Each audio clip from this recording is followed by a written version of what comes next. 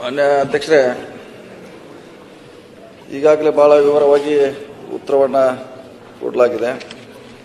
ಮಾನ್ಯ ಸದಸ್ಯರು ಬೇಡಿಕೆ ಬಿದರಿಂದ ಗುಲ್ಬರ್ಗಾ ಜೇವರ್ಗಿ ಮೇಲೆ ಜೇವರ್ಗಿ ಬಳ್ಳಾರಿ ಕನೆಕ್ಟಿವಿಟಿ ಆಗಬೇಕಂತ ಅವರ ಆಶೆ ಆಗಿದೆ. ಸೊ ಈಗಾಗಲೇ ಹೆಚ್ಚು 2 ಲೈನ್ ರಸ್ತೆ ಇದೆ, ಅದು ತಾವು 4 ಲೈನ್ ರಸ್ತೆ ಆಗಬೇಕಂತ ತಮ್ಮ ಬೇಡಿಕೆ ಇದೆ. ಈಗಾಗಲೇ ನಾವು ವಿವರವಾಗಿ ಕೊಟ್ಟಿದ್ದೀವಿ. ಯಾವುದನ್ನ 2ರಿಂದ 4 ಮಾಡಲಿಕ್ಕೆ ಪ್ರಸ್ತಾವನೆ national highway authority of tender ಕೂಡ ಕರೆದಿದ್ದಾರೆ ಅವರು ಸರ್ವೆ ಮಾಡಲಿಕ್ಕೆ.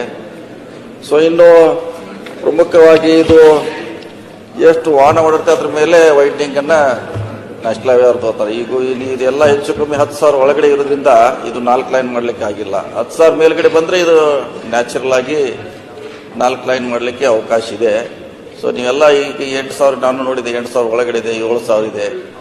ಬೇರೆ ಕಡೆ 10,000 ಮೇಲೆ ಇಡೋದ್ರಿಂದ ಬೇರೆ ಕಡೆ ಜಾಸ್ತಿ 4 ಲೈನ್ ಇದೆ.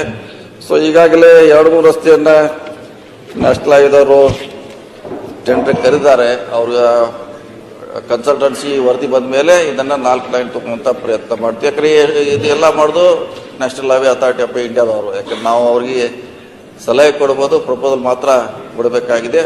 ನಮಗೂ ಕೂಡ ಇದಾದಷ್ಟು ಬೇಗ 2, ಒಂದು ಬಳ್ಳಾರಿ ಮೇಲೆ, ಇನ್ನೊಂದು ಲಿಂಗಸೂರು ಮೇಲೆ, 2 ಕೂಡ ಚಿತ್ರದುರ್ಗವರೆಗೆ ಕನೆಕ್ಟಿವ್ ಮಾಡುವಂಥ ಪ್ರಯತ್ನ ನಮ್ಮ ಸರ್ಕಾರ, ಇದ್ರ ಬಗ್ಗೆ ನಾವು ಕೂಡ ಗಂಭೀರವಾಗಿ ಇದ್ದೀವಿ. ಇದನ್ನು ಕೇಂದ್ರ ಸರ್ಕಾರದ ಮಂತ್ರಾಲಯ ಕೂಡ ಒಯ್ಯುವಂಥ ಪ್ರಯತ್ನ ಮಾಡ್ತೀವಿ.